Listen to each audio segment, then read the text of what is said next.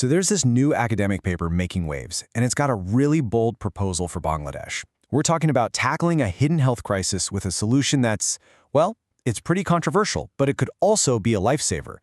Let's get right into it and break down what this urgent call to action is all about. Okay, let's start with a number, 6 to 12%. Now what is that? Well, that's the estimated slice of the entire population of Bangladesh who are carriers for a condition called thalassemia. That is a staggering number of people, and here's the crazy part. Most of them probably have no idea they even carry the gene for this serious blood disorder. So, what exactly is thalassemia? It's an inherited blood disorder, and here's the really crucial part to understand. If you're a carrier, you're usually perfectly healthy. You wouldn't even know it. But if two carriers have a child together, there's a 1 in 4 chance that their child will be born with what's called thalassemia major, and that is a severe, lifelong illness that means constant, intensive medical care. Right, so this is why it's being called a hidden crisis. Let's dig into that. You see, the scale of this thing is just massive. You've got this really high carrier rate, but because there's no solid national data, nobody knows the true burden. On top of that, public awareness is incredibly low. We're talking even among university students, so people just can't make informed decisions. Put it all together, and you have this immense and growing strain on the whole healthcare system. Okay, so that's the problem, and this brings us right to the paper's proposed solution. So what are they suggesting? Well, the proposal has 2 main parts. First, they want mandatory premarital screening for every single couple planning to get married. And second, that screening has to be combined with genetic counseling so that if a couple is identified as a carrier couple, they can fully understand what the risks are.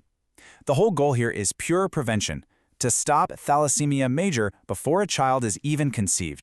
Now, a mandatory program, that's a huge step, right?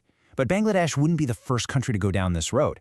And when you look at the results from other nations, they are pretty striking. The data is just so compelling. Look at Cyprus. Mandatory screening cut the number of babies born with the condition by about 90%. And it's not an outlier. Southern Turkey, Iran, Iraq, they all saw these massive reductions. From a purely public health standpoint, the numbers are clear. This strategy works. But of course, it's not always that simple. Just knowing the risk doesn't automatically change people's behavior. Case in point, a study in Saudi Arabia found that almost 90% of high-risk couples, these are couples who were screened, counseled, and knew the risks, they still chose to marry each other anyway. It's just a stark reminder that giving people information isn't always enough to change the outcome. So that really brings up the question of the real-world roadblocks, and are there any alternatives? I mean, think about it.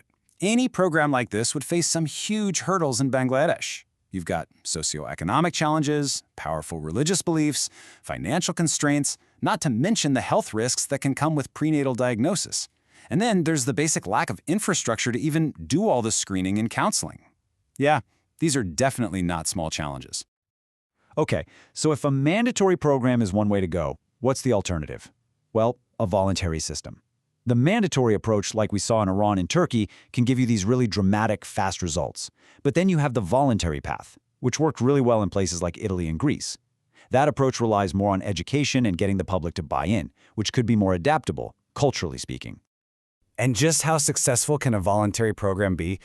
Get this, in Sardinia, Italy, a long-term sustained effort took the birth rate of children with thalassemia major from 1 in every 250 births all the way down to 1 in 4,000. That is just a monumental public health achievement. So how did they pull that off? Well, a successful voluntary program isn't just passive. It's not just, hey, the test is available if you want it. No, it's an active, comprehensive system.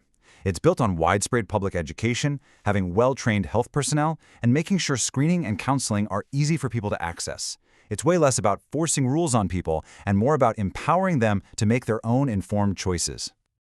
All right, so all of this brings us right back to Bangladesh. With these 2 models in mind, which path makes more sense for them? And this right here might be the single most important factor. You see, despite all those potential barriers we talked about, studies actually show that most people in Bangladesh already have a positive attitude about premarital screening. That's huge. That kind of foundational public support, it changes the entire equation.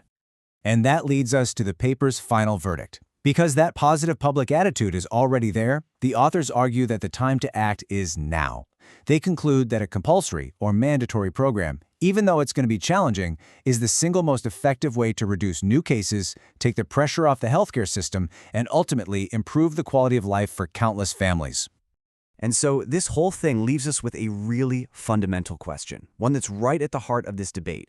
It's this classic dilemma, right? The collective good versus individual choice. When a country is facing a preventable public health crisis on this scale, is personal choice a luxury it just can't afford?